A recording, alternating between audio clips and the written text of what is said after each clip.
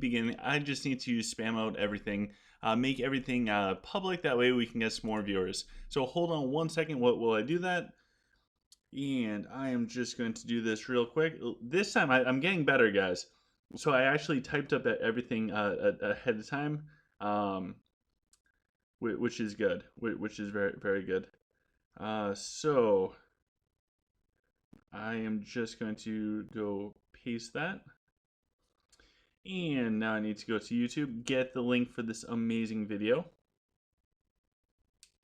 And let's share this, copy. So thank you guys for tuning in. As always, we're going to have a bunch of fun while we do this, just because, you know, that's the only way to do this. So we're going to post that.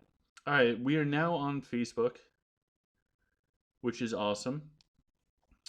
And now we need to get this in-game. So while I'm doing this, feel free to take a moment, like, share, subscribe. If there's any issues with sound quality, anything like that, please let me know now. Greatly appreciate that, as per always. All right, and let's see here. We're going to go here and put this out right here as well. Because why not? All right, almost there, guys, almost there. And for the last thing, we need to post this in game. Hey, Brian, how are you doing, man? All right, so let's come up to here. I don't know why this is all funky.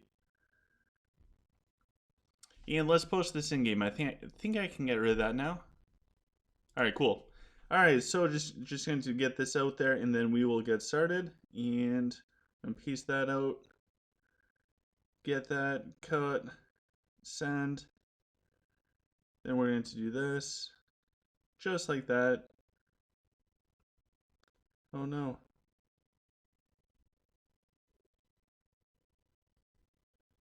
Oh, I'm struggling with this today, guys. Oh my goodness, golly. Maybe I should have not put it that way. All right, let's try this once more. Okay, I can deal with this. I can deal with this. Perfect. All right, and one last thing. You got that? Cool. So now that everything is out, we can jump in. We can check out our heroes. So if you guys are just tuning in, we actually covered all the heroes all the way through Ophidius not too long ago. So that means today we're going to actually start off with Gaffgar. So that will be some pretty cool stuff. So we did Ophidius last week, and let me just bring up all this stuff. So we did do Ophidius last week. That means this week we start off with Gaffgar. And I do apologize, I do not have my mocha today. It is way too late at night for a mocha, so I will enjoy an ice cold monster just because I am one. So, Aziz, welcome. Brian, glad that you're here as always. So for Gaffgar, Gaffgar is a gladiator, which means that he can actually equip two different weapons. One of the big benefits of any type of gladiator out there is that you're able to equip two different weapons. That gives you a lot of stat bonuses whenever they are deployed. For Gaffgar, if you are going dwarf, you'll probably want to focus more on command, which means probably Hand of Wisdoms or the Golden Visages, or anything that offers +1 to the masteries. Beyond that, if you are placing Gaffgar out there, getting damage mitigation on him, whether it's through the dragon set or if you do a Teutonic Axe with the Snakethorn armor, whichever way floats your boat, make sure you do that. If you are not deploying Gaffgar at all and he's just going to give you a bunch of stat boosts, then throw on whatever will give you the best stats. That's generally a safe thing to do for any type of hero that you are not deploying. Just get all the stat bonuses you can. When it comes to the skills, the first one we have is the Pyro Pincers. I think I said that correct. So he slams on the ground. He does a bunch of burning damage. It's pretty cool. Basically, I think this is good if you have nothing else to cast. If you have other things to cast, there's probably better things out there. There is Startling Blow. So Startling Blow I actually really like, just as like that passive attack chance. So every time he attacks, there's a 35% chance of doing some decent damage. But more importantly, than the damage, it also offers him a chance to stun for 3 seconds. That's actually pretty massive. So I do think even at level 1, you're still going to get the stun bonus. That is mandatory. Pretty much every hero out there has some type of skill like that. They're usually pretty good. Um, Hello, Joe. Welcome, welcome. Glad to see you here. Then we have Repairman. So Repairman pretty much makes it so all mechs have more health.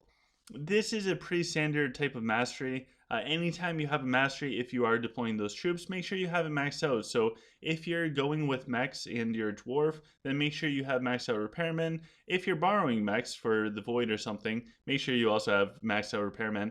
Otherwise, if there are no mechs involved at all, don't worry about this skill. Technical mastery. So this will increase all Ironsmith's damage and health. So this is the miners. The first ones, the ones that you can exchange for human spears or rock and swords or huntresses. This is their mastery. Again, anytime you deploy them, make sure you have the mastery maxed out. Command will benefit this drastically. Same thing with the technical mastery. Now, technical repair. This is an active ability. It costs one heart or one of his health. When you do this, your mechs will actually rapidly increase their health. It goes by a percentage of their max health that they get healed. That is massive. So if you're ever playing as dwarf or fighting against dwarf, watch out for the temporary repairs because it's just nasty. It's such a strong heal. And finally, we have Iron Shield. So Iron Shield, Gaffgar starts with basically a bubble that makes him as close to invincible as possible for the first 20 seconds of the battle. Absolutely massive stuff. So if you ever do deploy Gaffgar, I highly recommend maxing this out because him by himself will not be able to tank anything. He needs the Iron Shield, and once Iron Shield drops, that's when he is very susceptible to essentially dying. So that is Gaffgar in a nutshell. As far as artifacts, I think if you are dwarf, you could get away with going with a hero reflecting. I think that's I forget the name of the artifact, but the one that creates the clone. Only if you can get like a high level clone. So if that artifact for some reason you have at 4 or 5 stars and you're playing dwarf, having a second Gaffgar for 2 temporary repairs might be worthwhile if you're doing like 6 packs of mechanics or something. Otherwise, I think he's probably one of those heroes you can skip altogether for artifacts. Now, before we do Nora, there has been some changes for Nora, and Adala said, "Hello, OGC. Been waiting. So welcome. I'm glad you're here. I've been waiting for you as well." So with Nora, she is getting a rework. So for the sake of this, we're just going to go with what Nora looks like right now. As soon as the rework does come out, then I'll probably have a video just talking about Nora. So if you are deploying Nora right now and you're not dwarf, I mean, pull her out. She's not worth it. Maybe after this next patch coming up, it will be. So if you're watching this video and it is archived, then forget everything I'm about to say about Nora. So Nora is a mechanic, which means she can equip 2 weapons, making her a stat beast.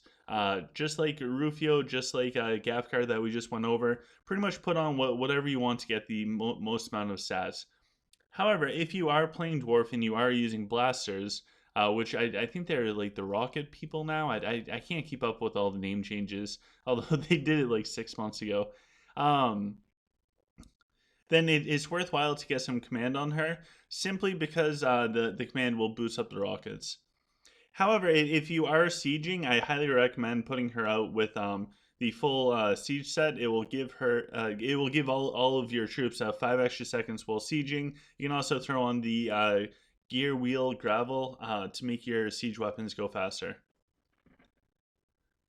And same thing with artifacts. For right now, I really don't think there's any artifacts worthwhile putting on her. Maybe after the rework. Who knows? Maybe the safe will go on her after the rework.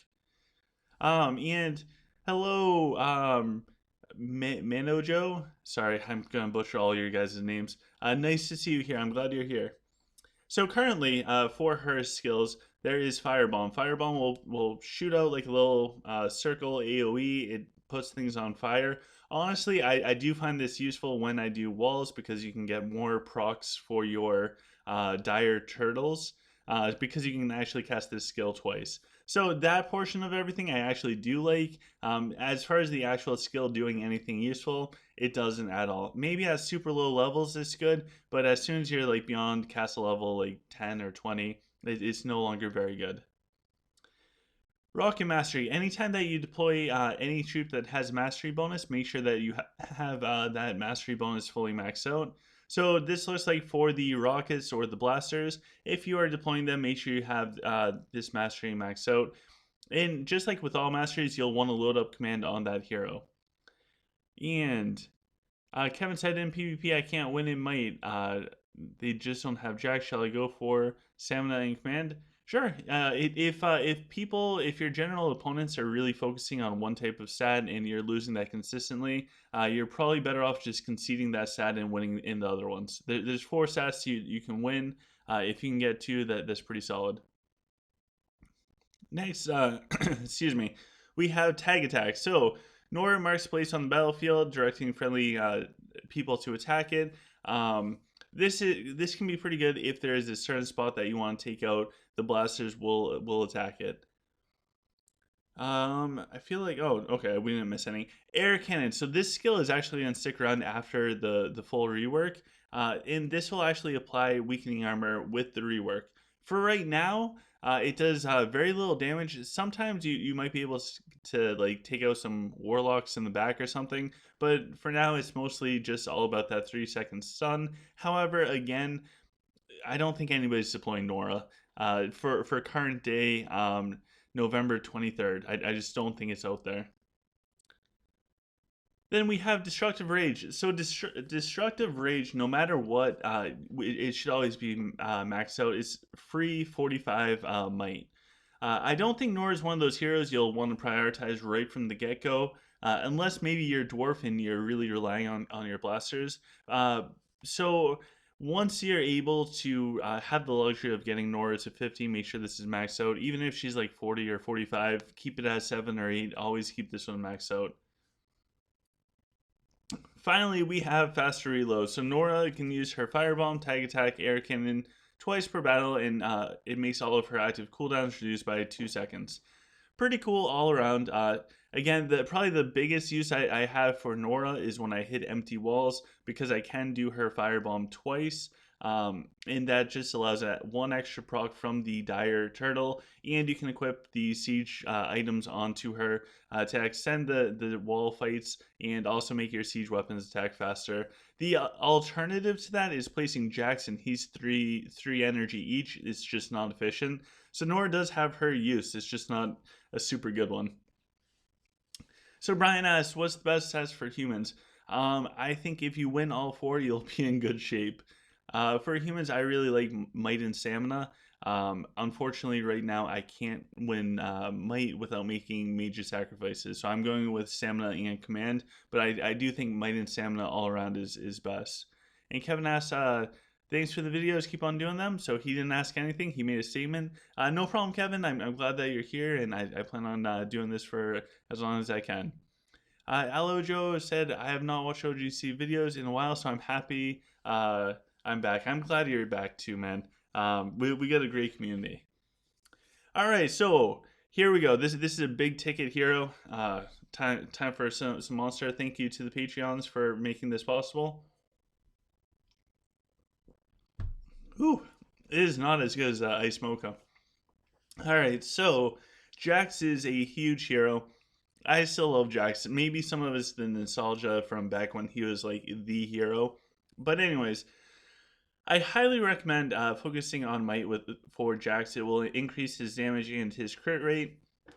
Anytime you can increase damage, crit rate, things like that on a DPS type of hero, that is massive. So you have a bunch of different options for Jax. One of them is you can go with the dragon set. The dragon set will offer 20% more ammo capacity. If you can get this, the full set, and you don't care about the stats for the heroes, go for it. If you can get all 3 pieces and get them all flawless, definitely use that. 20% more ammo is amazing. As far as the weapons, I highly recommend going with really high attack, or might, I should say, and always have something that increases the critical hit chance. So this could be a rapier, or it could be the crit earrings, whichever one you prefer. Um, and then from there, just go with high might stuff. There is the Ring of Infinity for +1 to expended ammo. I do think this is pretty much needed. And if you are playing Dwarf, there is another accessory that offers +1 to the mech mastery. That's huge. I think there's a new one in Void as well. So make sure you guys focus on the right things with Jax, just because he's a big ticket hero.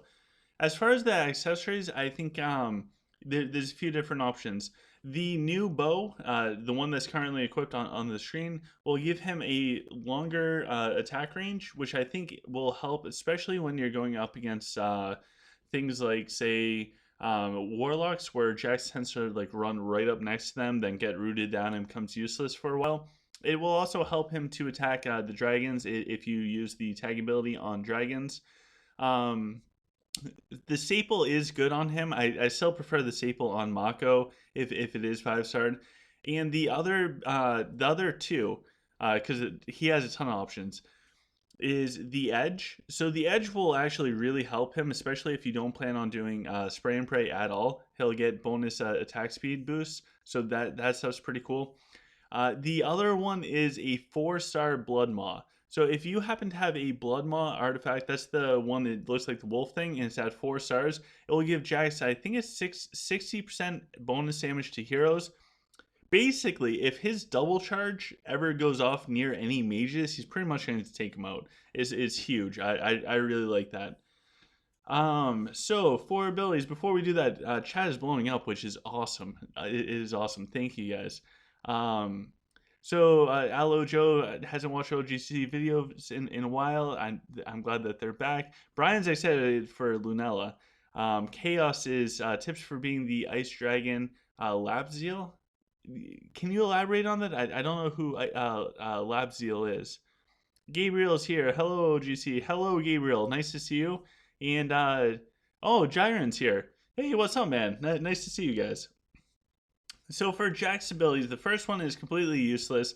It's actually the most detrimental ability out there. First of all, it doesn't offer Jax any benefits. All it does is make him cost 3 energy whenever you deploy him. Then we have Firestorm. Firestorm is really good. So in Art of Conquest, it's very rare to control where your troops move. It's very rare to control which targets you attack. Firestorm allows you to control exactly where he attacks. This skill is great for taking out dragons, for taking out whatever you want. It turns Jax into a sniper, basically. So I do like to have a few points in there just to give me options. Rocket Launcher. Here's the deal with Rocket Launcher, guys. This is either a all or nothing skill. I choose to go for nothing because I don't see the benefits of it at all. So Rocket Launcher, it sounds really good. You get bonus damage. It does many little AoEs. Here's the downside. He will go through his ammo so fast. I don't know why the rockets take up so much ammo. Maybe with this new Nora buff, it won't be as big of a deal. But for right now, Jax is just going to run out of ammo so fast, and then it's going to become he's going to slow down his DPS more than the benefits from Rocket Launcher. However, if you skip Spray and Pray altogether and you're just going to have Jax run around auto-attacking stuff and you don't mind him running out of ammo real quick, then this might be worthwhile. It's not for me, though. Mech Expert. So, anytime you get a mastery, make sure that you max out that mastery if you plan on using those types of troops. So if you were anything other than Dwarf, don't worry about this skill at all. If you are Dwarf and you're using mechanics, make sure you max this out. Then we have Expended Ammo. This one I think is huge for Jax. It gives him so much bonus ammo. There's no way we can skip on this one. We have to max this one out. Then we have double charge. So double charge, this is probably one of my favorite like I guess passive skills in the game, just because it goes the full length of the battlefield, which again, things like that are very rare in Art of Conquest. So if he is someplace, he kind of looks like a box, okay? He looks like a small child with a cardboard box on him for Halloween. And whichever direction the front of his little box is facing, that's where the double charges are going to go. So if you do lock him down into the spray and pray, and you have so much micromanaging skills that you're able to focus on things like that, then get him in a direction where the double charge is going to go hit the enemy heroes and or backline. It will shred them. It will take them out. It's a great skill. And finally, we have Spray and Pray. So Spray and Pray, Jax locks down. Imagine a turret defense video game. He becomes that turret. He is a massive turret. He's going to stand there. He's going to blast up everything until he runs out of ammo. Um, it's super awesome. I really like Spray and Pray. And also, when it comes to artifact choices, if you skip Spray and Pray, which is totally viable, it's totally viable. You can get away without Spray and Pray. Some people do. Then the Edge might be really good for Jax. The Edge artifact offers 15% faster attack speed. That will go with Jax. However, the Edge and the attack speed increasing items will not benefit Jax if he's in Spray and Pray. So, just once more, real quick. When Jax turns into the turret with Spray and Pray, no item boosts for attack speed will affect him. He gets this attack speed and this attack speed alone. So when you're thinking about items and or artifacts, keep that in mind. Like, are you going to be focusing on him just running around, blowing everything up, or are you going to get him stationary and just attack out? I personally really like Spray and Pray because I love getting the extra double charges, just like shooting shrapnel out into the backlines of the enemy. That's just me. That's my playstyle. You guys have seen my footage. My playstyle is not really that great. So do whatever you think is best and try out different things. So Gabriel is asking which is the best dragon. Honestly, I think Chip's Azul Dragon is probably the best. It's a damaging Azul Dragon with Noble Blood. I really like that. Also tied for that is any type of damage Onyx. At the end of the video, Gabriel, once I'm done with all the heroes, I can show you mine. Mine's not perfect, but it's decent. Brian says, how long has he been waiting for Lunella? A very long time. Memphis, welcome. Nice to see you. Walden, hey Walden. Chaos G, the ice dragon that gives one of the artifacts for the Ring of Ragnar. Oh, I see. If you're struggling with that, try borrowing some troops. Justin said with reload, his Jax never runs out of ammo. That's amazing. I wish I could duplicate that, but good job, man. Brian wants a new race. Orc would be great now. And Zordon is here. Welcome, Zordon. Oh, Brian wants to make polls. Oh, geez. If you make a poll, I'll support it. I'm not going to make one. So next we have Grims. Grims is a portable ammo wagon for Jax. When it comes to setting him up, for the most part, he will be deployed. When he is deployed, you'll want to keep him alive, which is why I have the Titanic Axe on him. That is not the best choice out there. It's just what I roll with.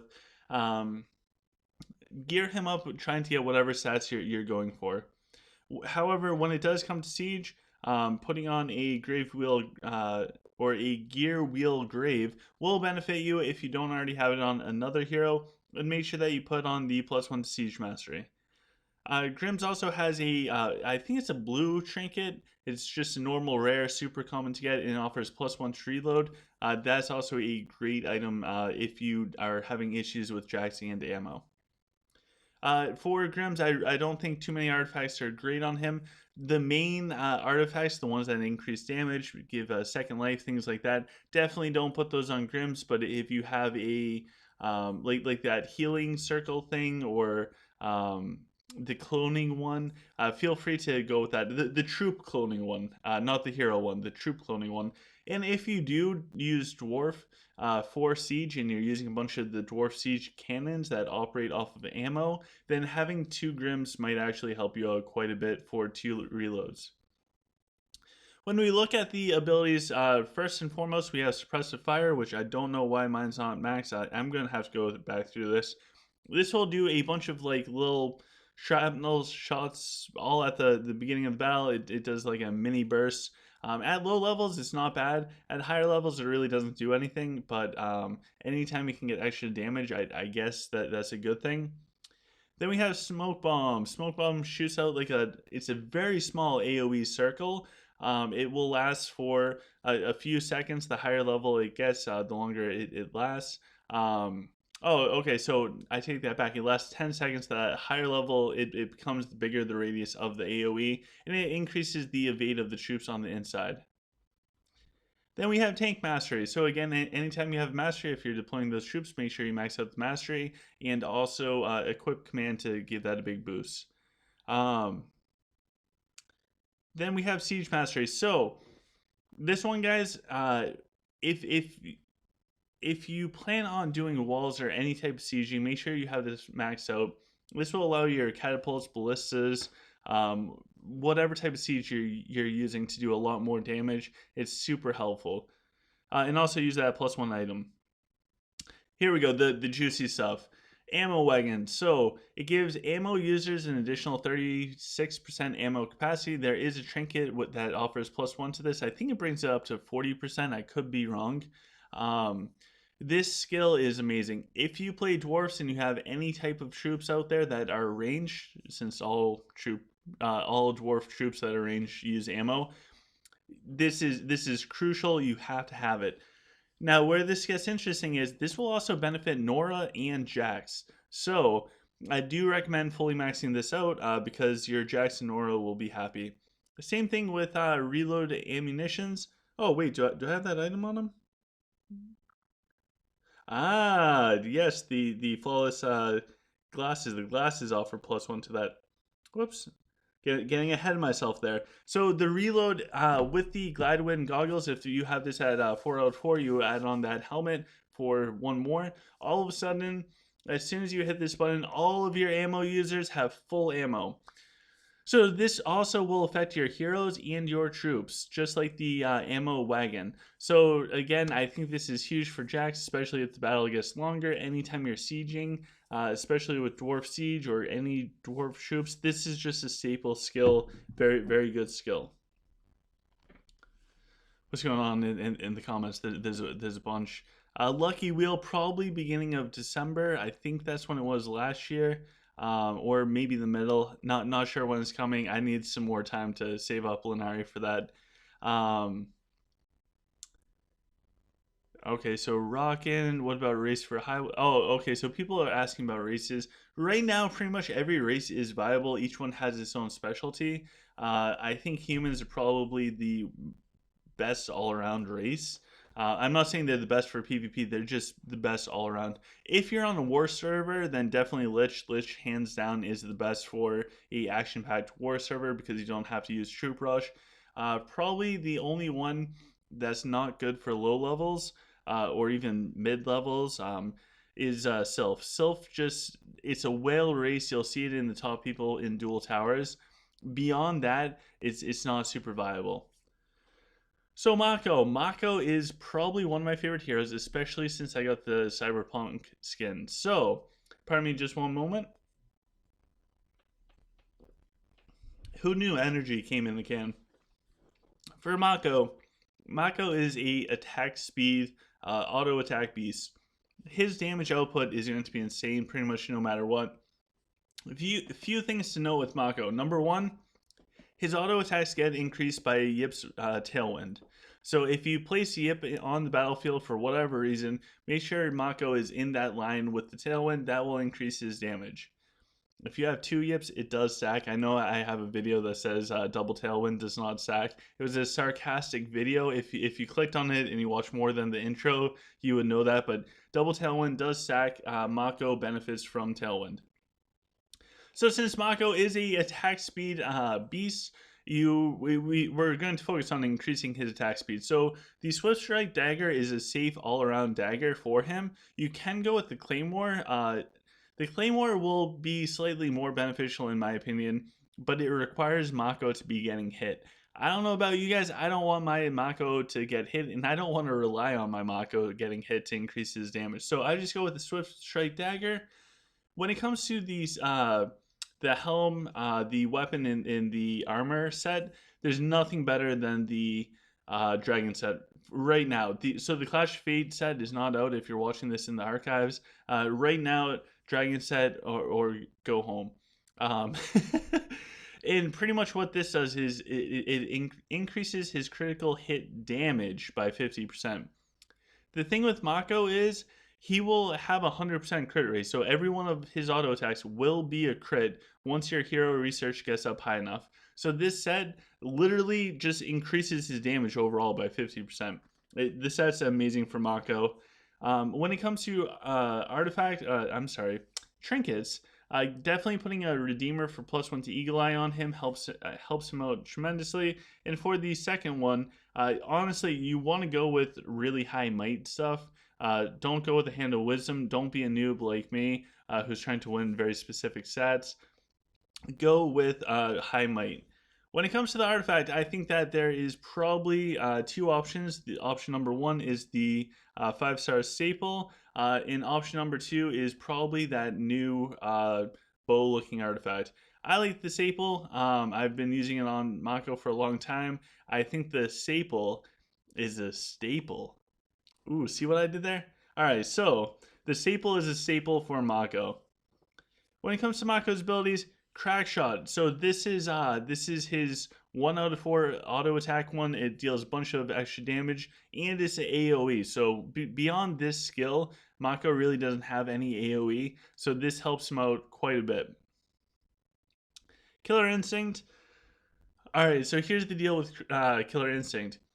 You want to bring this to level 9, especially if you're just starting out. It will increase his crit hit chance, and even at level 1, it's going to make his critical damage be triple. But you want to get points into this to increase his critical chance. That's everything with Mako. Mako is a auto attack crit monster, straight up, nothing else, nothing less. However, once you do finish out, I forget which hero research is under Mech Rogue. It's not one of the high ones. It's not like tier 13 or 14 or even 12, but one of those increases his crit rate. You take that, you add that on to everything else, and you only need to get Killer Instinct to level 8 to get him to 100% crit rate once your hero research is high enough. So that's why mine's at 8, not 9. So if you're just starting out, you're just getting Mako, you're leveling up, you don't have that hero research done yet, then make sure it's 9 out of 9.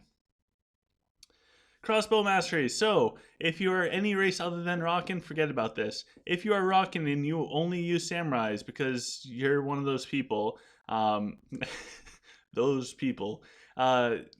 make sure that you skip this. If you are Rockin' and you use crossbows, then max this out. Again, anytime you can get masteries for troops that you're using, make sure that they are fully maxed out. I wouldn't worry too much about the command on that one. Then we have Scattershot. Scattershot's a nice little skill. It does a little pushback in a mini stun when you do use it. It does a little bit of damage. Even at level 4, I'm still able to like snipe off enemy heroes in the back with it. So it's kind of like Firestorm with Jax, just not quite. Jax is like a sniper. This is more like long range artillery, if that makes sense. Or mortars. There we go. It's like a mortar. You don't know where it's going to hit exactly, but you're just kind of firing in that general area and hoping that the grape shots hit. Jeez, my analogies are on point for today. Basically, don't get scattershot until you have extra points left over. Then we have Eagle Eye. This one, again, we want to max this out and even get that +1. It increases his attack range for his auto attacks, and also it increases his auto attack speed by 120%. That's at level 10. Again, Mako benefits from crits, increased damage, and attack speed. So all of this is just perfect stuff on him. Zordon said that it's tier 10 for the rogue research. Thank you, Zordon, for looking that up. Or tier 7, not 10. It's tier 7. So if you don't have that maxed out, then make sure that you have Killer Instinct. If you do have that maxed out, then your Killer Instinct can go down to 8. Finally, we have Shooting Star. So Shooting Star is similar to Scattershot. I guess you can pick between the two which one you want to do once all those others are done. So the Eagle Eye, Killer Instinct, and Crackshot are more important than the Scattershot and Shooting Star. The Scattershot and Shooting Star are for just once all those other ones are done. Shooting Star will put out like a big line down the battlefield. It will do a nice little blast, push things aside, and stun them for a little bit. It's not bad. It does take him a second where he stops auto attacking and he kind of like charges up real quick and then he blasts it out. That's part of the reason why I don't like it. The scatter shot will actually go faster the higher his attack speed is, and then he can get back to the auto attacks. I really like Mako just doing his auto attacks. I'm fine with him doing that, so that's why I prefer scatter shot. But try them both out; they might be good. When do you get Eagle Eye Trinket? It's somewhere in the void. I don't think it's super high up in the void. I think it's below 100. Not 100% sure, but we can always go to our friends at academyofconquest.com or Academy of Conquest. If we just throw that in, it will pop up. We can search for that item. Or if you're on Discord, you can always type in hashtag and then put in the name of the item. You don't even have to spell out the full name. You just need to get it partially right, and it will actually pop right up on the OGC community Discord. It will give you all the information about that item. Pretty cool stuff. Oh my gosh. All right, so we are on to Yip. Yip is one of my favorites. So Yip is absolutely amazing. Pretty much his tailwind is just epic, but I have so much going on with my Yip. I don't think I can get anything else huge onto this. So first and foremost, for the weapon, pretty much go with whatever you want that's going to give you the most stats. Honestly, going with high command will probably benefit you the most, or if you need another tag ability, that might be really good on him. When it comes to the items for the set, he does have options. So you can actually go with the normal craftable version if you're just going for stats. But no matter what, every single person out there, regardless of what you play, you must have one set of the blood flame set out there. This comes from dragons. I believe it's the green and topaz dragons that drop this set. Everybody out there has to have at least one of these sets. You don't need more, you just need one. This one, I prefer to put it on Yip, myself personally. That's just me. But this set will allow all hero ability cooldowns to be reduced by 2 seconds at the start of battle, which means you can actually open up with the instant ability on, say your mages, but it just makes you do that first ability so fast, it is needed. If you already have this on, say, Vega or Gan or Rose for some reason, then don't worry about it on Yip and put on whatever you want for stats. When it comes to accessories, I really like the Seraph Ring. It just offers a bunch of extra damage. The reason why the Seraph Ring is on Yip is because my Yip is going to be near my archers. So I want the Yip to benefit the archers. Any type of archers are going to benefit from his tailwind, including certain heroes like Mako, Sprague, etc. So because of that, I like to have it on Yip, and I also like to have the duplicating artifact that puts out 2 heroes on Yip. The reason why 2 tailwinds, yes, they do stack. It is amazing. So that, anyways, I only have 1 Seraph String, so it all just kind of goes together and it goes extremely well. It's just a great combination. Finally, there is the Saber Soul Orb, which offers +1 to Tailwind. Yip is all about that Tailwind, boys and girls. So anything you can get to increase that Tailwind, that's what it's all about. When it comes to abilities, the first one we have is Sword Squall. So this is his auto attack one. This one's at a 30% chance.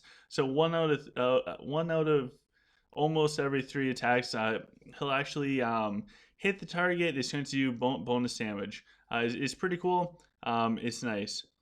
Next we have Gust. So enemies affected by Sword Squall, which is his auto attack thing, and Cyclone are tossed into the air for 3 seconds, and then when they land, they're stunned for 18 seconds. 18 seconds, guys. Think about any other skill or ability in the game where you can stun something for 18 seconds. Find me something that you can stun for more than 5 seconds.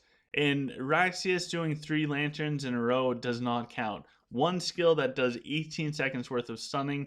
Not even a maxed out protection dragon can do that. They do like 6 seconds at most. So 18 seconds. Anyways, granted, I guess it's showing my biasness. I really like this. Next, we have Windwall. Windwall, we're not even to waste any time on it. Don't worry about it. Skip it altogether. Then we have Tailwind. I'm sorry, Windwall is just not very good. You know what is really good? Maymet Kirak. They said hello, so hello to Mirmak Kirak. I butchered your name, but I'm glad that you're here. That is what's good. Windwall is not, but Mirmak is awesome. So now we have Tailwind. Tailwind is the biggest part of Yip out there. This is what makes Yip Yip. It's so good. So basically, he starts the battle. He puts this 5 cells wide. It goes all the way down the battlefield. It makes all of your archers and certain heroes like Sprague, Mako, etc. deal 70% more damage. Now, tailwinds can stack, so you can actually have two yips through the artifact. And both of those tailwinds will stack. That's actually 140% damage. And the best part is the enemy archers, Mako and Sprague, that are in the lane of those tailwinds are going to take. They're going to do reduced damage. Tailwind is huge. If you play humans, you have to have this. If you are doing rockin' with the crossbows, this is huge. This is what's going to give you your crossbows. We're talking like double damage, like straight up double damage with 2 yips. It's no joke. Self archers as well. And even if you aren't one of those races, but you plan on using Mako because you're a smart and good player, it will increase Mako. So all around, this is just fantastic. Oh, geez. So we have Abalala. Yep, butchered that one. They said make sure to smash the thumbs up button. So yeah, guys, please smash the thumbs up button if you haven't already. Enlightenment. So this skill we covered earlier on in this week with the experience. I like to have two sets for Yip. One of them is just straight up enlightenment for when I clear out the world, just because when this is maxed out, every hero that's deployed gets 30% more EXP. That's huge. That includes for sieges. I know sieging you might only get like 1,000 EXP, but you get 300 more on like 10 heroes. All of a sudden, that's 3,000 more. You do that hundreds of times because all we do is siege. Then it adds up slowly over time. If you're not doing things for EXP, say you're doing Duel Tower, PvP, Clash of Fate, don't worry about Enlightenment. The only reason why I have points in there is because I don't want Windwall. Finally, we have Cyclone. So Cyclone, the higher Cyclone gets, the longer that the Whirlwind thing is going to be on the battlefield.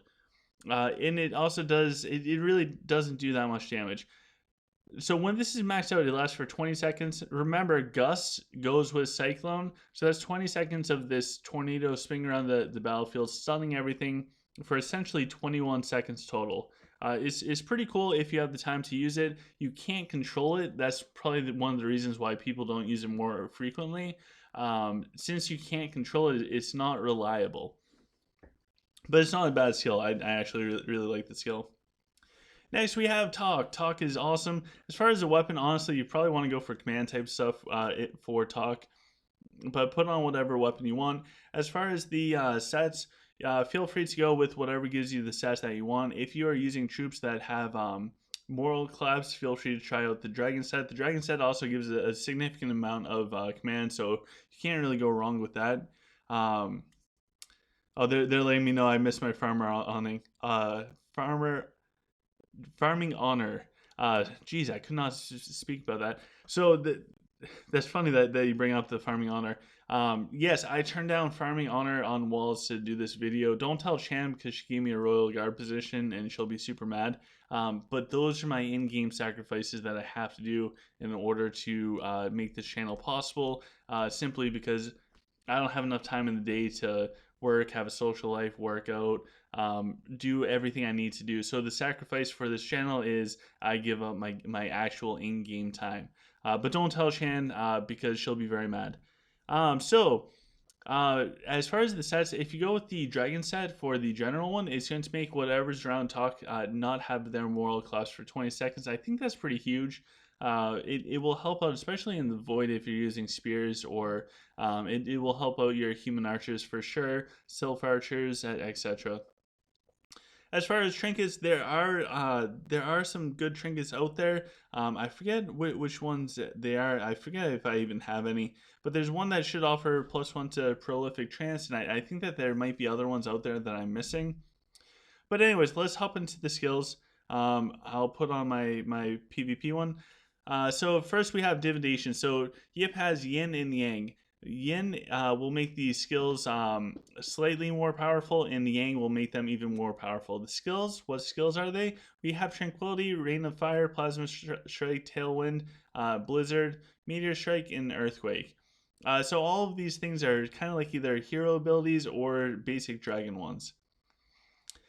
Talk has 2 empty spots above him. You'll see it in the battle. Every time you cast a skill, it puts 1 charge into it. Once you get 2, that's when he'll pump out those extra little abilities.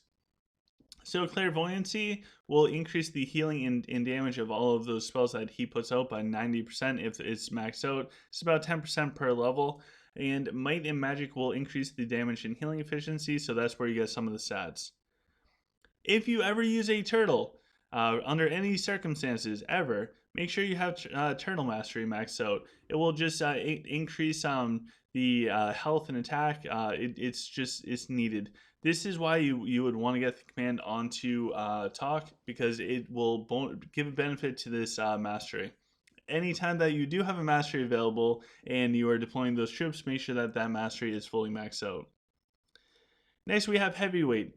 So even if we are deploying a turtle and we're not rocking, I would still go with points in heavyweight. The reason why is that turtle's ale will actually be extended as well with heavyweight. So heavyweight's really good for having a turtle. If you don't have a turtle, skip this. If you play rockin', any type of rockin', make sure this skill is maxed out. Rockin' troops, in my opinion, are probably the most powerful troops in the game when their ale is active. When their ale is not active, then they're subpar to everything else in the game. My opinion, I will argue that one forever. So if you can get heavyweight, which will extend the duration of the ale effects, then that's going to be super beneficial to you if you are rockin'. So if you are rockin', have this maxed out. If you plan on using a turtle ever, max this out at least on one of your skill sets. I actually have multiple, one for having a turtle, one for not having a turtle, then I have another one just for walls. So there are a bunch of different skill builds that you can look at. I'll show you them afterwards if you want. Fenji Master. So this is going to grant different bonuses for your army, depending if you're fighting on the grassland, which will decrease the moral decay speed. If you're in tundra, which is the snow, it's going to increase evade chance. And I mean, 18% is significant, guys. If you're in the desert, 36% increase to magic resist. That's huge. And if you're on like just neutral land, it's going to be 18% resistance to physical. Huge. I think Fenji Master has I don't know if it's a headgear or what it is. It offers +1 to Fenji Master. Definitely recommend that, guys. Don't be a noob like me. Then we have Prolific Trance, which is every time that Talk's two charges above his head get full, he'll do like a mini turtle effect. So this is really cool. The downside with this is the more effects that you have, it's depleting. It gets cut down every time by half. So it does decay pretty fast, but you can get a nice burst at the beginning of battle through that. And if you open up with 2 Raxiuses, you're going to get the benefits of Prolific Trance right at the beginning too. Oh, Patrick D is correcting me on what I'm saying. Oh, geez. If you guys follow this channel, which I hope you do, and you smash that thumbs up button along with the subscription button, I can guarantee I will butcher every word I can. Finally, we have Zen State, which increases the chance that Talk will trigger a yin effect and increase the chance that it will increase its yang effect. That's all about when his charges become full and he casts out those extra skills. So this is my Clash of Fate dual tower setup. So I'm all about the clairvoyancy because I have extra things. Basically, I just want the Fenji Master, and then everything else is just to benefit those extra skills. In fact, I should probably redo this and max out Prolific Trance. If I am borrowing a turtle, I drop clairvoyancy altogether. I max out the turtle mastery. I max out the heavyweight because of the turtle buff. Instead of lasting for 30 seconds, it will last for like 45 seconds or 47. I forget what it is. I dropped the Fenji master and I increased the prolific trance. So this is my wall setup. So if I'm farming walls, um, and I think the other one is just the same, but I have the maxed out Fenji master. So if I'm doing PvP in the real world, and I use a turtle, that's the one I go with. So, anyways, a few different things for talk. Wow, we're getting there. Wow. All right, so Bane. Let's check out Bane. Bane is probably my favorite because he's a slightly slimmer version of me. He really needs to work out and do chest day more often. I am definitely still sore from yesterday. Let out all that aggression in the gym so I can be nice, calm, and mellow with you guys. For Bane, highly recommend getting a barbarian helmet unless you're super high up in the void. I mean like 140 plus, and you can get the trinket. I think the trinket is better because then you can put the dragon set on. But for most of us, we aren't even at 140 yet in the void, so finding a flawless barbaric helm, definitely use it. With this helm, you cannot craft it. You must find it from the real world. Maybe it will pop up on sale in the shop for gold. That's also worth it. Don't spend anything to get it. It's not worth it that much. So that's a great helm. When it comes to the weapons, honestly, two options. Number one, you use the Tectonic Axe along with the Snake Thorn chest guard. This is one really good setup for him because it will increase his evade chance and he'll get damage mitigation. The other version that you can do, and you can only do it when you get the Trinket for Barbaric Blessing, is going to be for the Dragon set. The Dragon set will offer more damage mitigation. See, this is 35%. The Tectonic Axe is 20%. So it's a lot more damage mitigation. They don't stack, by the way. The axe and the dragon set, they don't stack. So it's not worth it to do both. So basically, if we don't have the trinket yet for the +1 to barbaric blessing, definitely go with the helm, snake thorn, tectonic axe. The other weapon, you can pretty much do whatever you want. I've seen people use the claymore because of cornered beasts and everything. I don't think it's super useful yet. He doesn't have a Bruins helmet yet. Can somebody let me know what the Bruins score is? I think we're playing the Wildcats. See, I'm giving up farming walls. I'm giving up watching the Bruins, which like I don't even like that team at all.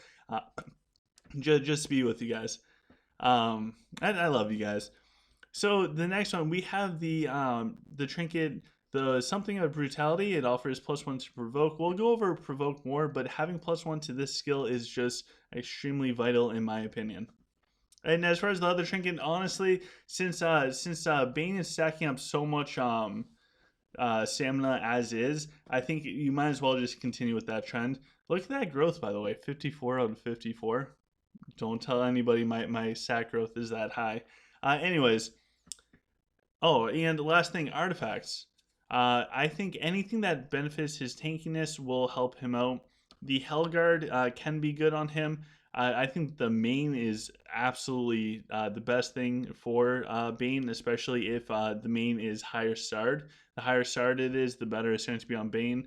He's not going to do more damage, he's just going to be more tanky, which I think is important.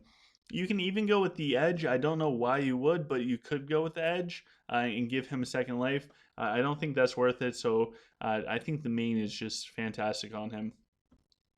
Under abilities, we have Ruthless, which basically just it doesn't do anything. It just means that when he's deployed on the battlefield, you can only add in one unit of troops. That might affect you in the void, but for the most part, you really, if you're on a stage that requires 3 heroes or less or 4 heroes or less, one of those heroes probably isn't going to be Bane. Next, we have Provoke. So Provoke, this is bread and butter for Bane. Every 15 seconds, Bane challenges nearby enemies, forcing them to attack him, which is cool because you get to control where the enemy attacks. It increases his damage mitigation by 27% for 6.8 seconds. This is pretty solid. This is huge for bonus damage mitigation to control the enemy's attack. It's huge. Next, we have Ferocious Charge. This one, Patrick D is going to correct me on the ferocious. Anyways, you can control in where Bane moves. He'll charge to a position. When he makes it to that position, he'll end with a provoke. I should probably put a couple points into this. It is helpful. You can tie up the enemy, or you can get Bane out of danger. Viking Chief. So if you do ever wait, nope, that's not the one I was thinking about. Viking Chieftain. Skip this altogether. Just skip it. We're not even going to talk about this one, guys. I am so disappointed in this skill. We're skipping it. Next, we have Corner Beast. Corner Beast, when Bane's health is below 30%, he's going to deal extra damage. Now, the thing with Bane is he's not a damage type of hero. So, honestly, I would only worry about this when you get extra skill points. If he's in archers or super weak enemies, it might make a difference.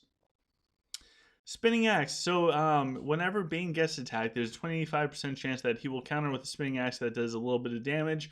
Again, it might help out. It's not going to win you the game, although there's probably that one replay where it does win the game, but 99.9% of the time, it's just a nice little thing to dump some points into. Finally, we have Barbaric Blessing. So somebody's just talking about the Tane skill. I agree. It's very disappointing. So Barbaric Blessing, two things for this. Number one, it increases his resistance to physical damage by 40%. So Bane's all about stacking that damage mitigation on top of each other. That way he can actually live. And also it gives you a bunch of stamina. So having that the Barbaric Helmet or the Trinket that offers +1 to this skill, it is huge. It is massive. We must get this skill to 5 out of 4 as soon as Bane hits level 45. Bruins is still 0-0, just a little over 11 minutes left in the first. Awesome. Thank you so much. I appreciate that, Justin. Denji. All right, so straight up, guys, my Denji is set up to live for as long as possible. I'll show you what I mean. So this build that I have might not be the best one to duplicate.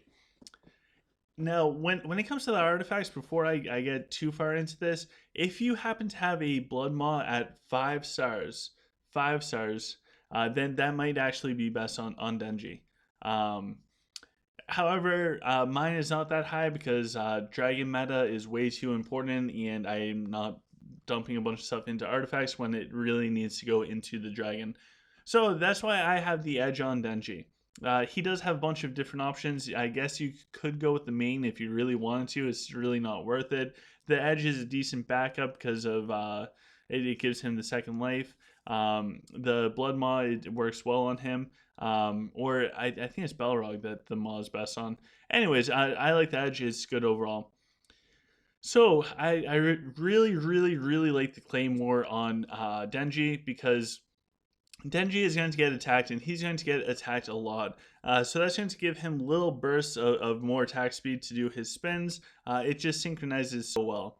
As far as everything else, I think the Dragon set is probably the best on Denji because he's going to get attacked so much, and he doesn't have any just straight up real good mitigation besides from deflect, which he has to already be in position and spinning in order to get that damage resistance.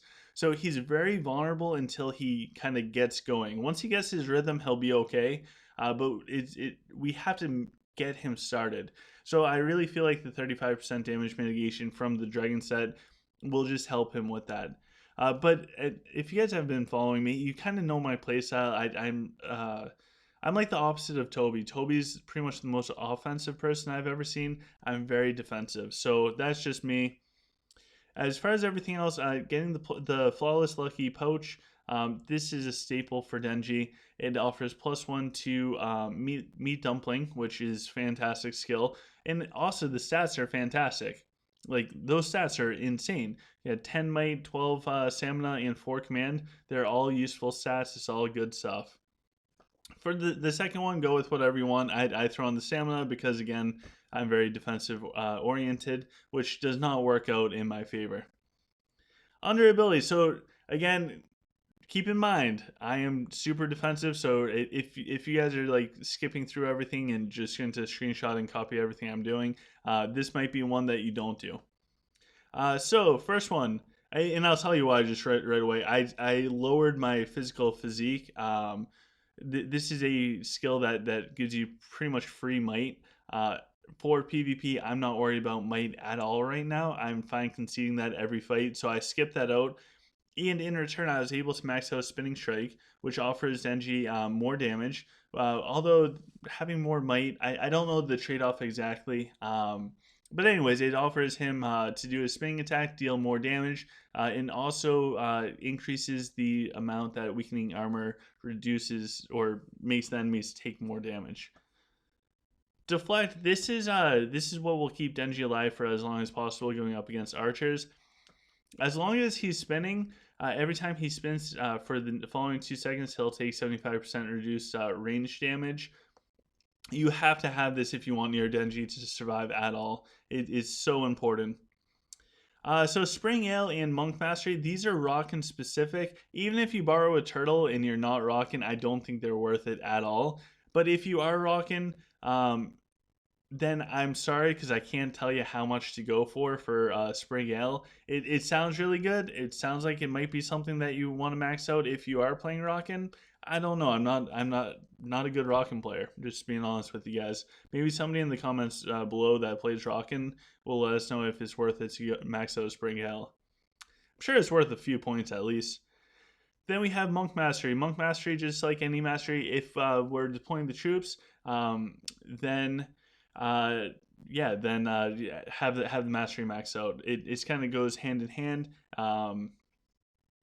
And then we have the powerful physique. So this gives Denji bonus might, and it makes his basic attacks have a chance of stunning enemies for 2 seconds. So yes, mine is lower. I focus on the defensive version of Denji because I think him in his weakening armor with the archers with Tailwind backing them up is probably more important for my playstyle than simply boosting up his might. When in every single PvP I do, I'm going to lose might anyways. So that's just me. If you're planning on trying to go for might stamina, then definitely go for powerful physique. So somebody did all caps not worth it for Sprague Ale. So I think it might not be worth it. Try it out for yourself. Finally, we have Meat Dumpling. I really like this at 6. Most of my PvPs, because I put Denji so close to the front line, I usually end up starting off with Meat Dumpling. This is usually my opening move. Denji eats a huge meat dumpling, and he recovers a lot of health every second for a short duration. It increases his attack speed, and he takes 50% less damage. This is the whole reason why Denji is able to stay alive.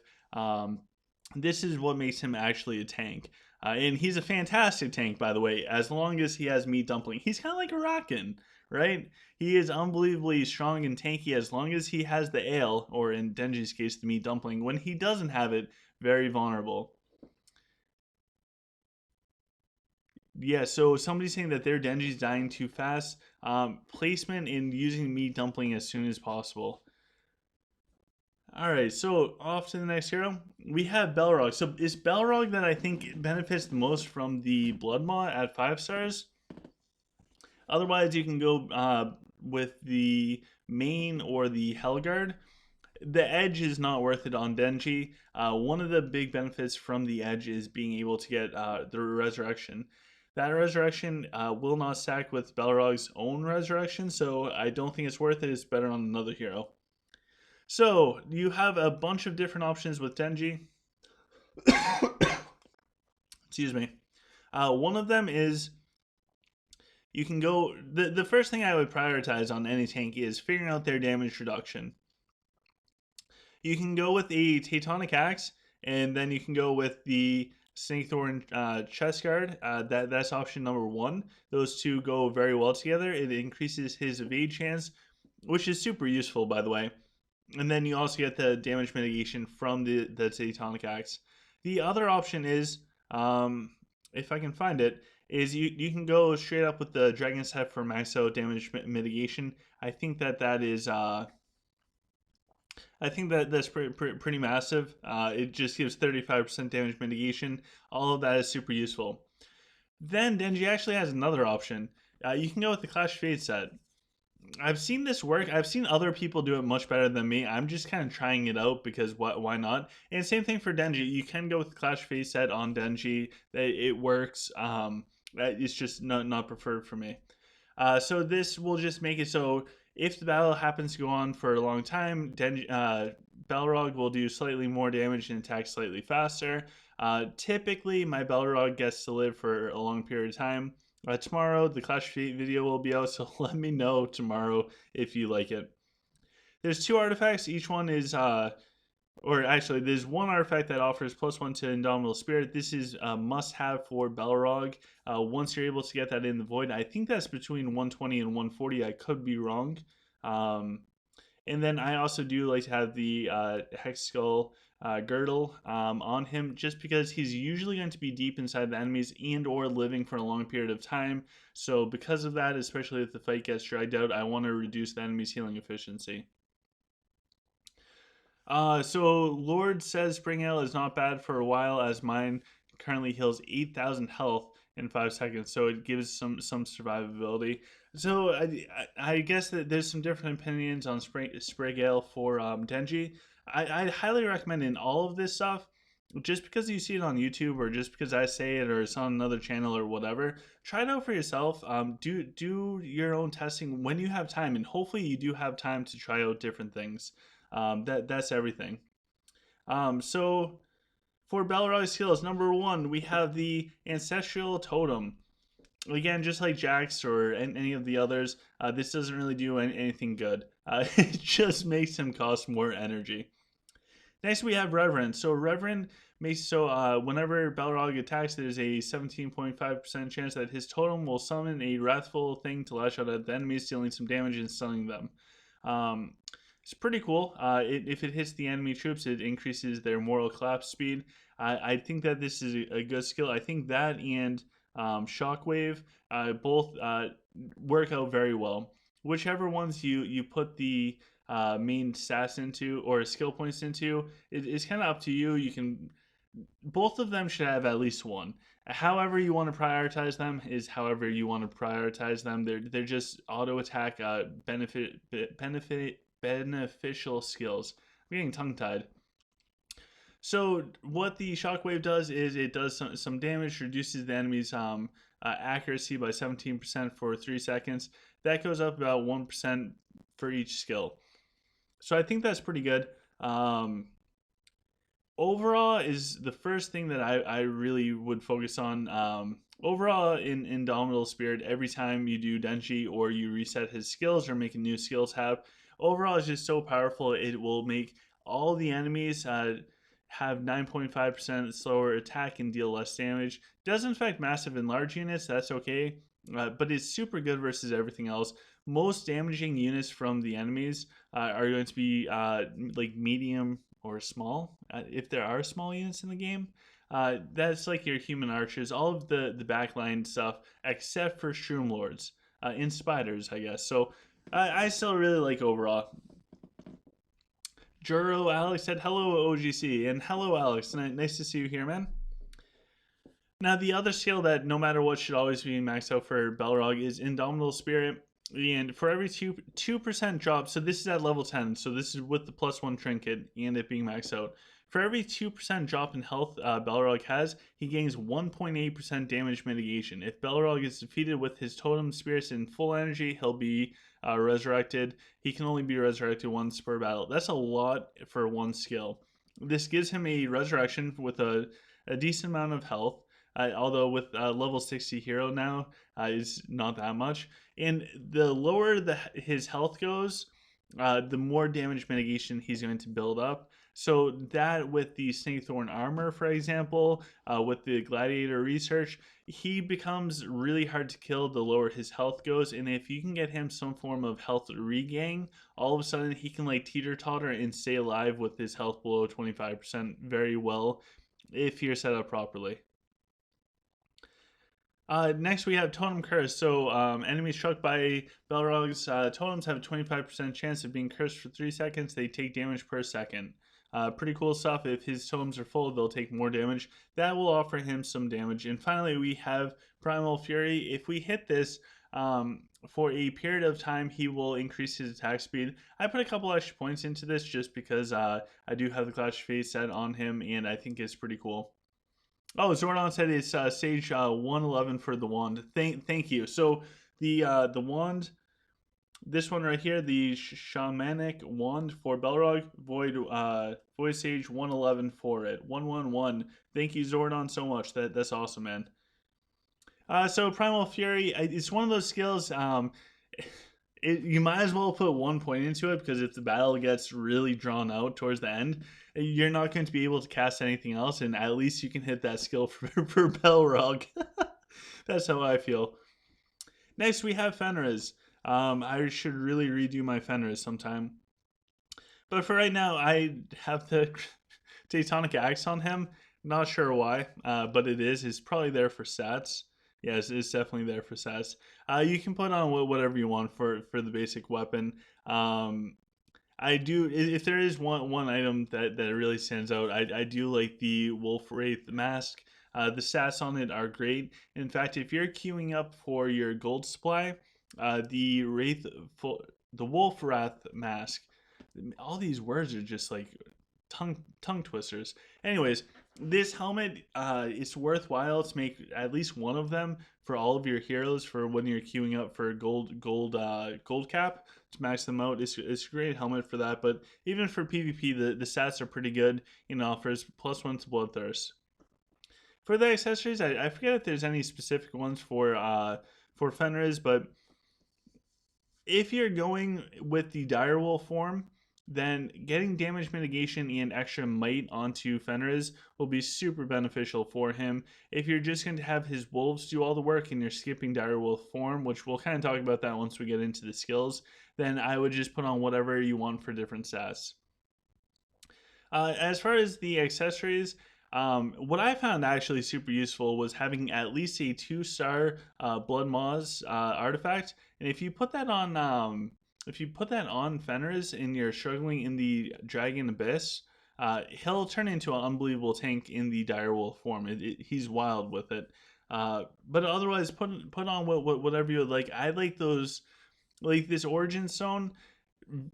For the most part, Fenriz is going to stay alive in the battle. I mean, if you're going to wipe, you're going to wipe, and Fenriz is going to be knocked out. If it's a close fight, chances are Fenriz will be alive for a while. So, like, any of those artifacts that kind of just sit in the back line will be beneficial. If you're playing on direwolf form type of Fenriz, then having a more aggressive or a more sustaining artifact on him, say the 2-star or 3-star Blood Maw, could be a really good pick for him.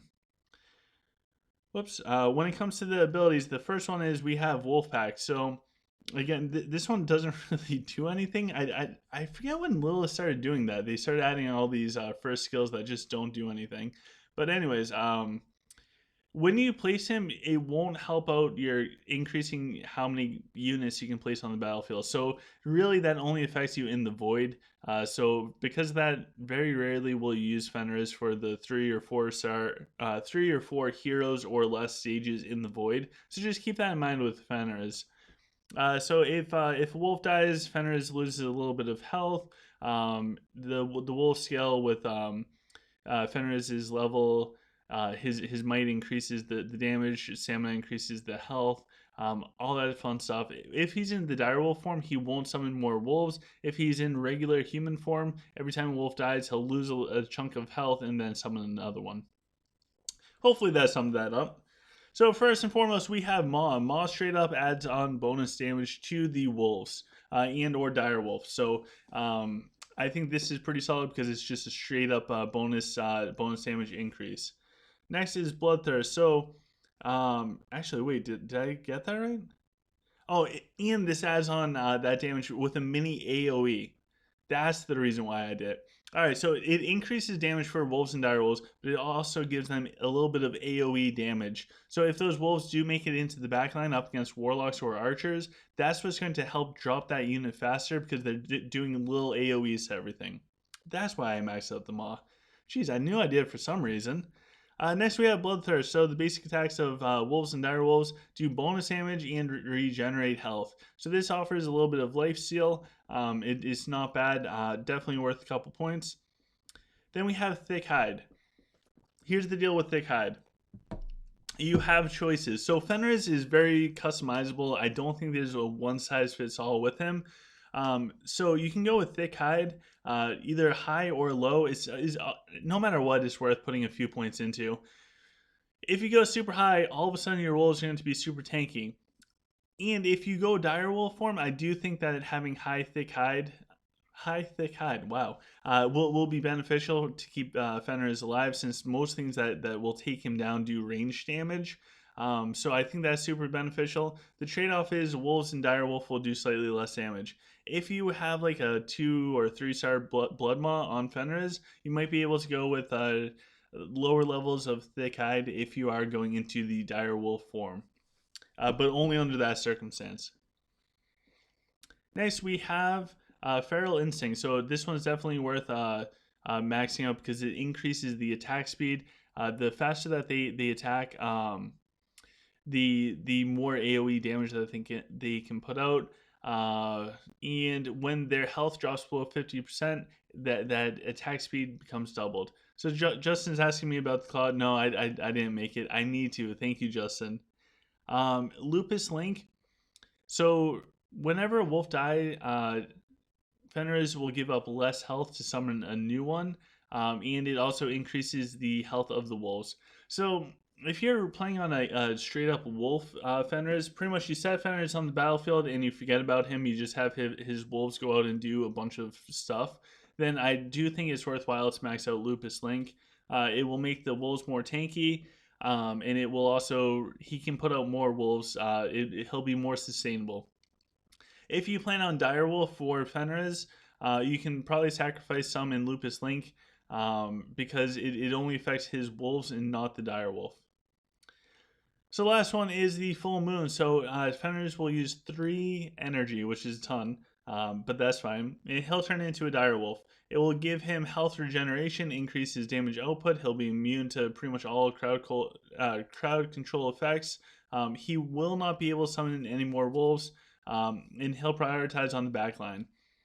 A few things with this. Number one, if you do this and your Fenriz does make it into the backline, and he has on like a 2 or 3 star Blood Maw, he's going to do fantastic. It's going to be very hard for the enemy to kill him. He's going to do a ton of damage. It's great all around.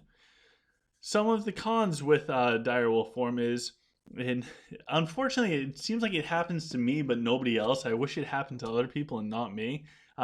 You can do Direwolf and he'll just run in circles behind your own troops. I don't know why the AI gets a little wacky if he doesn't have like a direct path to make it to the enemies. Again, for Dragon Abyss, this can really help you out there. So you have 2 different options for Fenriz. You can have him like a little caster, or you can have him as the primary damage dealer. It's up to you and your playstyle. I think because I play so defensively, I'm fine without Direwolf. I'm fine with just him being the caster of the wolves. If you play super offensively, or if you lack damage, then the Direwolf form might be better. So for Sprague, as far as his weapon, I think if you either want the Swift Blade Dagger or you want the Attack Speed Bow. You want one or the other, because you want the bonus to attack speed. In this situation, I don't have I only have 2 completed rogue sets, so I don't have a rogue set yet for Sprague as far as from the dragons. So I go with the attack speed bow. Because of that, I compensate for more might and everything from a blink dagger. The rogue set from the dragons is probably more beneficial on Mako. Mako's probably number 1. Number 2 is probably Badgerik. So beyond that, for Sprague, feel free to load him up with whatever gives you the most amount of stats. I don't always play Sprague out there. But if you are placing Sprague out there, you're going to want to prioritize on Might. Might will help him deal the damage. As far as an artifact, I do see some Sprigs that will have the Ring of Ragnar. If so, the artifact that I have on right now, the Codex, if that it has like 2 or 3 stars or 4 stars, whatever it is, it does do better on Ophidius for killing enemy heroes. So I will see the Ring of Ragnar on Sprague, but I do like this artifact because if he does do that blast, it helps out. I really do need to look at my artifacts before Clash of Fate because they're kind of all over the place and not all the heroes I actually use. Under abilities, so again, his first ability, Sprague's bow, the staple, has a 20% chance to root enemies for 2 seconds, and when he suffers melee damage, his bear giants come down and stun up everything a little bit. Pretty cool stuff all around. Then we have the elemental arrow. So this gives bonus damage. Is some type of elemental. Every 5th shot releases a magic penetrating one. It shoots through everything and does a bunch of damage.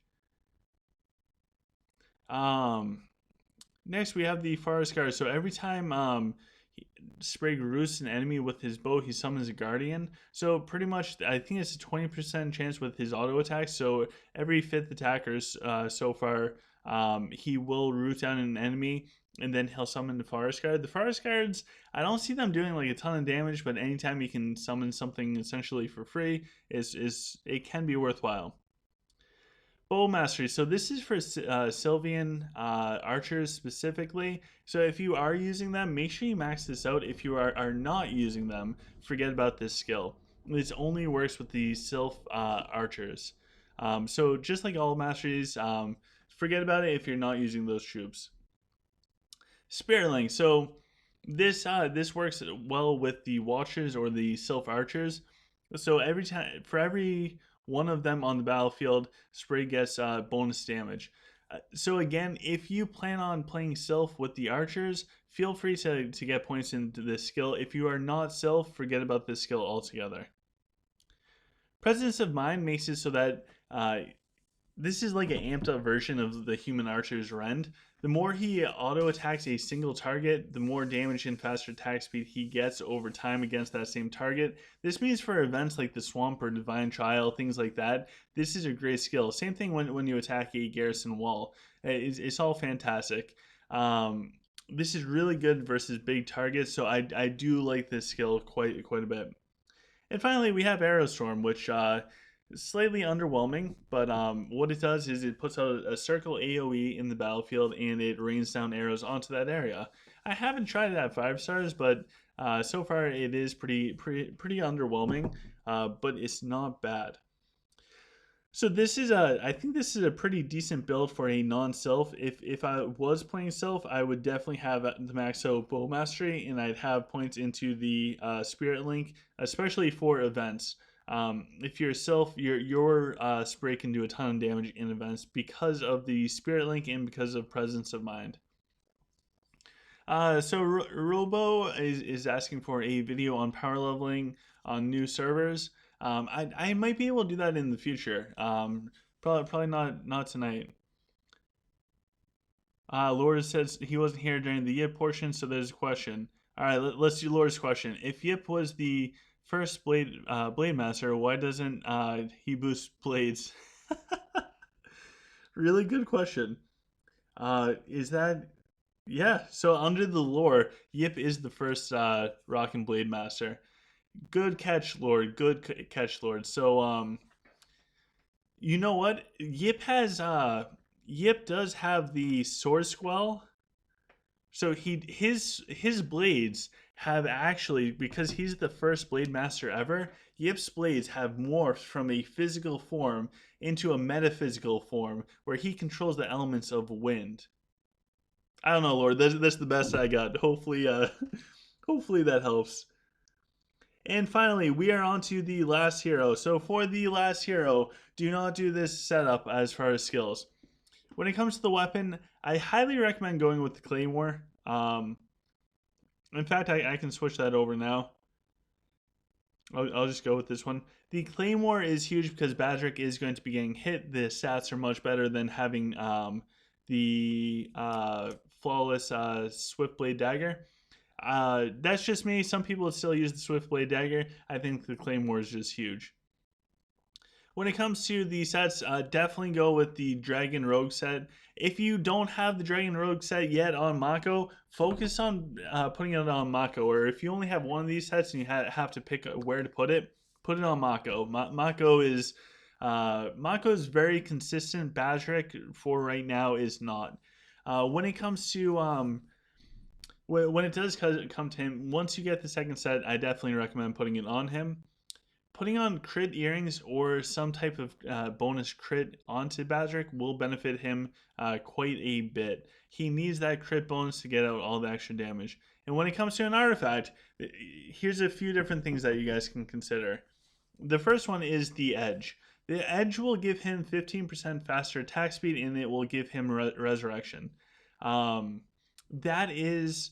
I think that's a very safe option for Badgerik. It will help him out. However, honestly, with that resurrection portion, if he's getting focused on by any type of archers, then he's just going to drop and then get revived and drop again real fast. I think the biggest benefit from the Edge would be the attack speed, which will, by the way, stack with any of the items that offer attack speed. The Edge and an item will stack. To break that down, the easiest way to remember it is 2 items that offer attack speed will not stack with each other, but an item and an artifact will stack with each other. In fact, 1 item, 1 artifact, and 1 skill will all stack together. An example would be Mako. Mako will get benefits from his skill, the Edge, and the Swift Blade Dagger. They all stack. If it's an active skill like Jax's Spray and Pray, it will not stack. The active skills benefits will override everything else. That's way too much, but hopefully you guys can remember that. Feel free to rewind and watch that. Anyways, the other option for Badgerik is going with the Blood Maw. So the reason why the Blood Maw might not be a bad choice for him is if you've ever seen Fenriz in a direwolf form with a 2, 3, 4, 5, 6, 7 star Blood Maw, Fenriz is very hard to kill. Badgerik is all about that attack speed, and as long as he can consistently put out damage, he should be able to stay alive pretty decently with the Blood Maw. That's my rationale for it. Of course, you guys can see my Badgerik's level 46, so I haven't been able to do a ton of testing. When it comes to when it comes to the abilities, he has the Ancestral Affliction. So basically, he is going to be underpowered until he removes all of his shackles. He has 5 shackles. They come off every 12 seconds. That's only in PvP if there's an enemy hero out there. Versus garrisons in the void, any type of event type of thing, this is a amazing hero. He is so good at events and just wiping stuff. He's unbelievable to watch. So I think the first skill is Flurry. I do kind of like Flurry. Actually, did I start doing one? All right, so this is my playing around skill build for no Bat Blitz. And I do have the maxed out Flurry. The reason why I went with the maxed out Flurry is because of the increased evade and critical hit damage is increased drastically. I think down the road we'll see that this is pretty much a staple for Badgerik. Anytime you can increase evade, and by that much, go for it. Also, his critical hit damage just goes up so high. Next we have the Nightcrawler. So what is this? Nightcrawler, no matter what, this needs to be maxed for PvP. This will get those shackles off much faster. So at level 9, he breaks free from his shackle every 6 seconds. I think, is it 5 shackles that he has, or is it 4? Okay, it's 5 shackles. So so when this is maxed out, which it should be maxed out for PvP, it's 5 times 6 is 30 seconds until Badgerik can break free from all of his shackles. So if you're in PvP, as soon as the fight's at like 1 minute and 30 seconds into the fight, then that is huge. All of a sudden, Badgerik can become a powerhouse. He can use Bat Blitz, but So there's a few things. Number one, you want to get the shackles off, and number two, every time he sheds his shackle, his attack speed is increased more by 18%, and he summons a bat that does a little bit of damage. So I think no matter what, this is huge for PvP, and or probably everything. Is it Nightcrawler? Nope. Take Wind. Take Wind is his little like self healing thing for 5 seconds. It keeps him alive. This is you probably don't need to max this one out. I just did because I was playing around with this skill setup. A few points definitely helps. I don't know if the Blood Maw actually increases the healing that he gets from this. That'd be pretty cool if they stack. Feel free to test that for yourself. But Take Wind absolutely at least 1 point into it. Midnight Murder. So I think if you do have a Topaz hero killing dragon, this is huge. I like this skill. Honestly, if you do have that Topaz dragon, you probably want to get more points into this. For everybody else, just a few points will help you out more than anything. It might turn out that that's a 1 point wonder. Then we have the Vampire Bats. For the Vampire Bats, they steal health. So my rationale for the Vampire Bats, because Badgerik's very new, mine's only level 46. I haven't been able to play around with it too much. I've had the chance of watching a lot of other people's. But my idea for the Vampire Bat is he can life steal and sustain a little bit longer. Although it's not going to be the most significant thing out there in the world, it's still something, and something is always better than nothing. And finally, we have Bat Splits. So I have seen Bat Splits be so epic. It's so wild. I think that it's. I'm gonna steal what my friend Chip says, or what Chip was saying. I think one of the big philosophical arguments right now in Art of Conquest, if you enjoyed the theory crafting and everything, is do you skip Bat Splits and you max out everything else, or do you max out Bat Splits and have subpar everything else? It's a really good question. So do you want your hero to just be really good with all of its auto attacks in that first 30 seconds of the battle, or are we going to heavily invest into Bat Splits? It's a very, very good question. It's one that I don't have the information to answer. And it also comes down to personal preference. I do think that Bat Splits is insane, super overpowered. Anything outside of PvP, I think that you have to do it. If you're sieging garrisons, definitely have maxed out Bat Splits. We have multiple skills sets for each hero. Make use of them. So maybe for sieging we have maxed out Bat Splits. Maybe for PvP we don't. And you can switch those as needed. I do it with my talk. I was telling you guys earlier, I have 3 different settings for talk. I have a real world PvP setting, I have a sieging walls, and then I have like the Clash of Fate where there's no turtles. So it might be the same with Badgerik. But Bat Splits is insane if you do have it maxed out and if you're able to actually cast it. So that is all of the heroes as far as the end of November 2019, broken apart through 2 different live streams. Boy, that was something. And in fact, now that we've done all that, I kind of just let's go do a fighting duel tower and before we wrap this up, because I kind of just want to chill for a few minutes. It should be a lot of fun.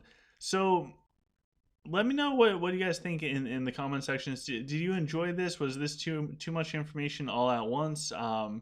Was it decent? I always love hearing feedback and seeing feedback.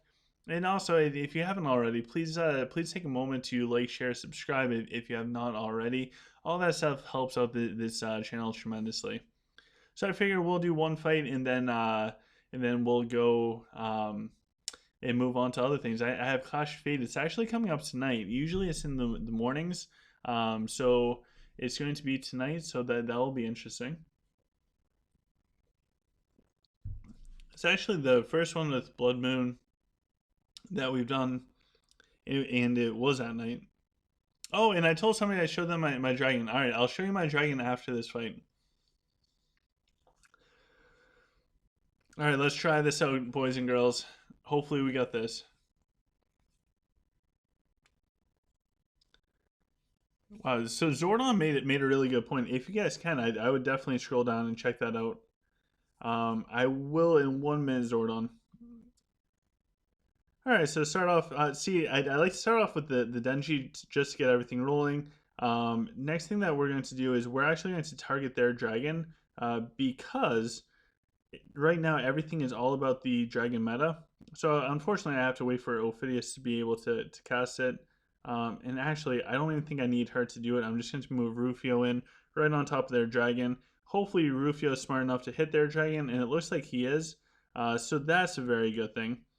The next thing that I'm going to do is put down a void down in the bottom, tie up everything down there. We should have everything that we need. Our dragon's just kind of blowing everything up. We both have the voids coming out. Because mine's on Ophidius, it just blows everything up. Maybe our Ophidius is set up better than theirs. We'll do a quick Swordsman Resurrection just to kind of get everything up and rolling. So all around, pretty good fight.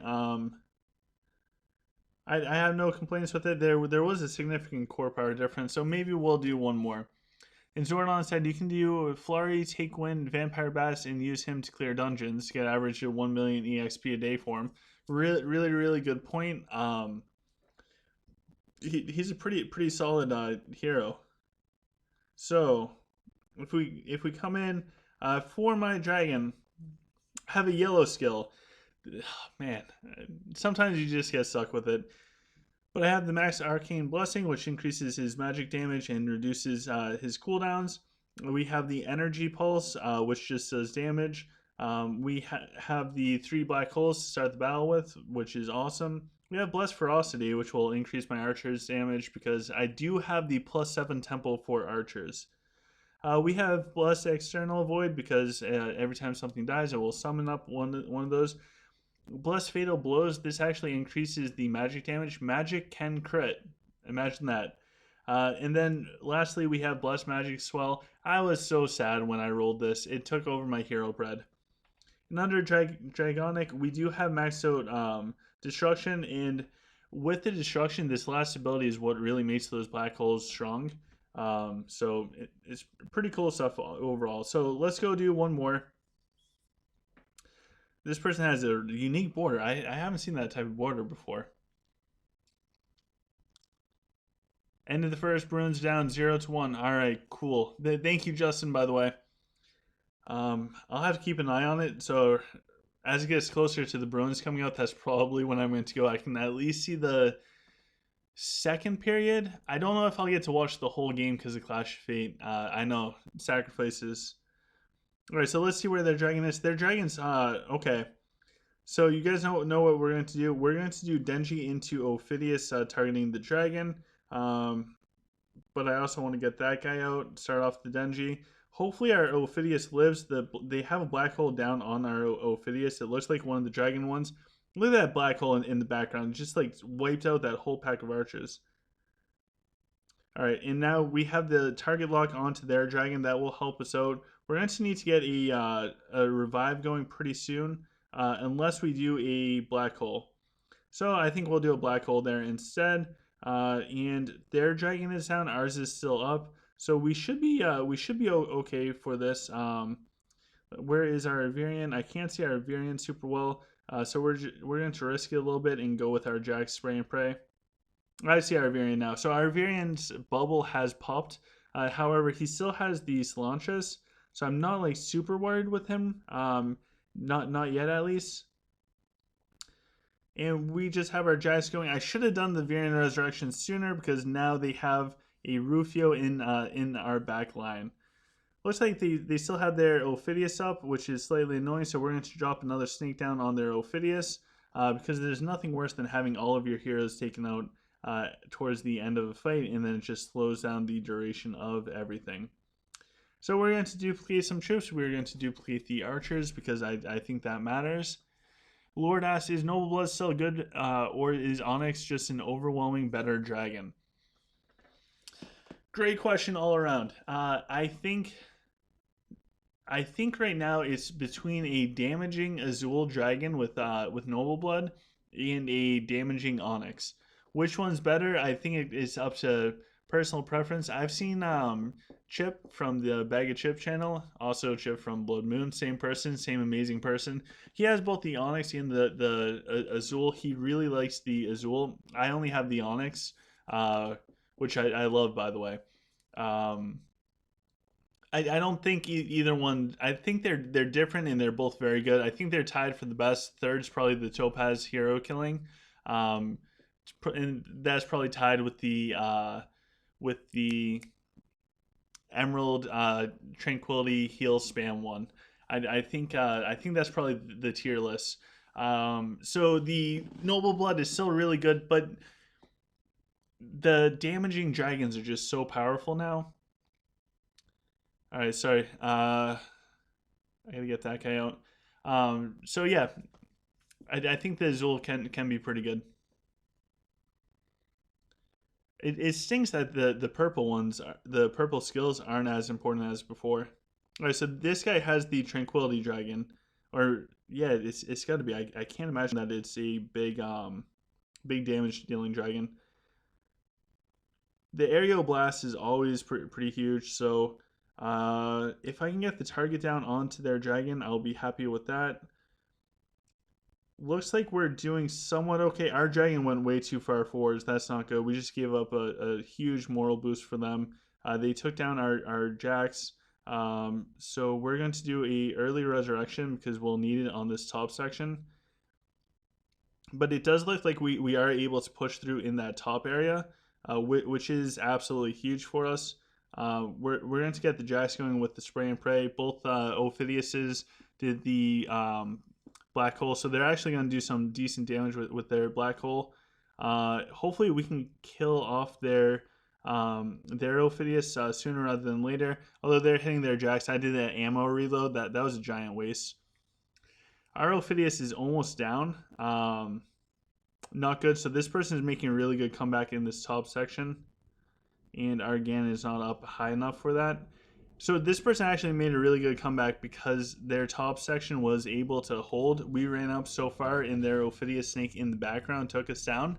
I bet you if we take a peek at this afterwards, what it will look like is their Ophidius, I bet you, has that new codex on it, and ours is not. Oh no, they had the Ring of Ragnir.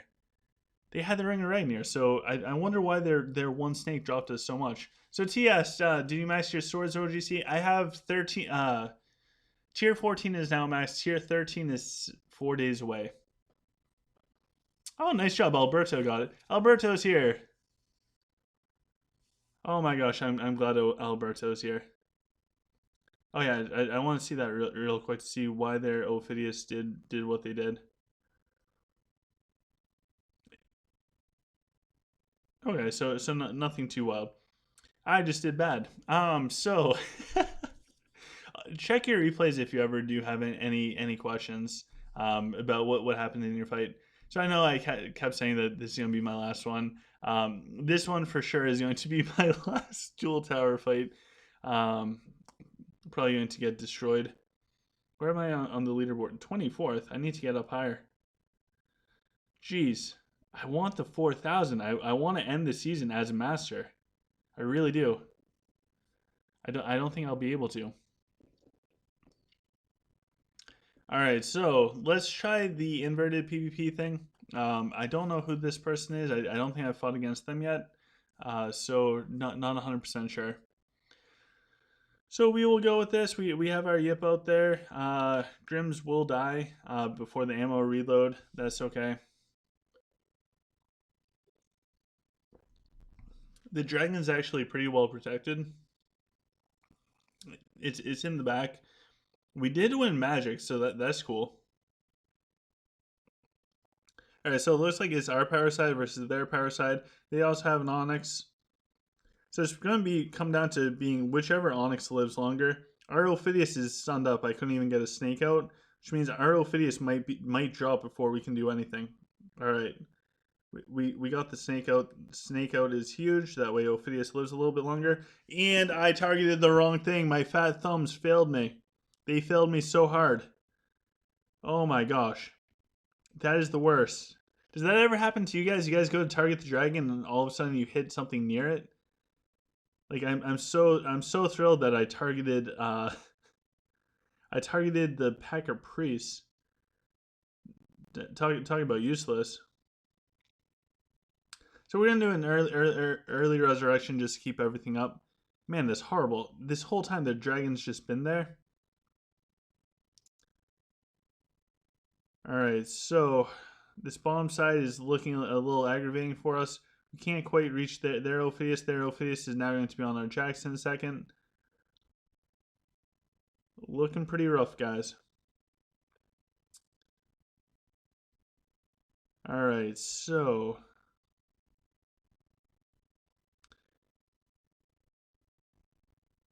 yeah, that was a big mistake. We should have been able to take out their dragon. Well, we'll get that out. Hopefully, start working on their Ophidius. But our Ophidius is dead. So, anyways, this fight is over. That was a bad loss. Fat fingers happens every time, as Alberto said. So, I hope you guys enjoyed the stream today. Please take a moment to like, share, subscribe. In the description of this video, there's a bunch of cool stuff. In the description, there includes our OGC community Discord, which Alberto himself has done a ton of work on. It's amazing. We have the merchandise store where if you guys want like really cool swagger, like phone cases. I don't know where my sweatshirt and t-shirts are. You can get some really cool stuff there and support the channel. There's also the Patreon page. The Patreons make all of this possible. The reason why I keep doing this is I love doing this, and there's also something special with Patreon. So if you guys do ever want to support this channel more, that's always an option for you. For the Patreons that are out there, thank you guys so much. You guys mean the world.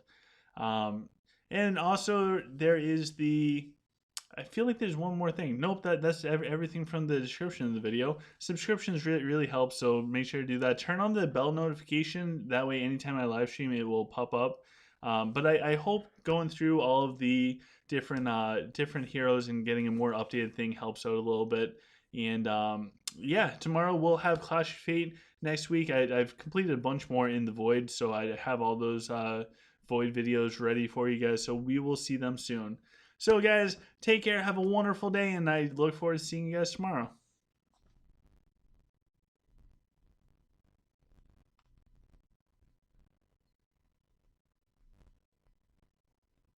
Ooh, spins.